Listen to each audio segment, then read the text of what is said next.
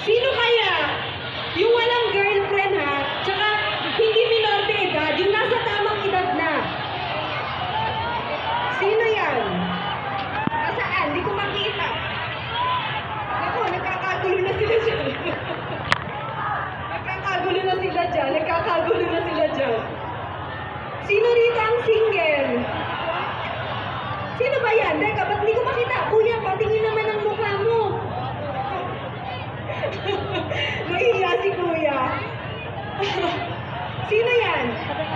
Hindi po pwede makapag-gets pa kayo. Sino yan? Ikaw, kuya? Pag lumabo. Halika, kuya, ikaw. Dali. Bababa mo yan eh. Eto, mukhang feeling ko hindi na to minor de edad si kuya. Asan na si kuya? Nawala. Asan na? Ayun, halika dito kuya. Dali. Let's go. Talaga kaya mo sa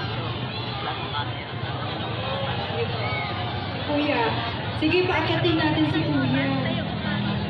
Hello.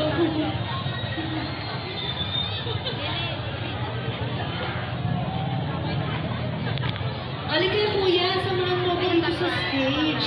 Teka, interview mo na kita. Anong pangalan mo? Sumuso po.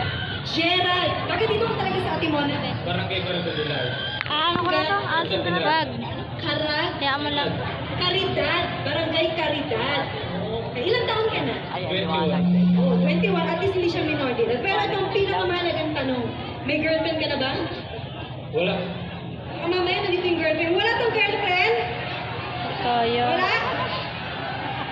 Sure ah? Baka kasi may magalit. So, Wala.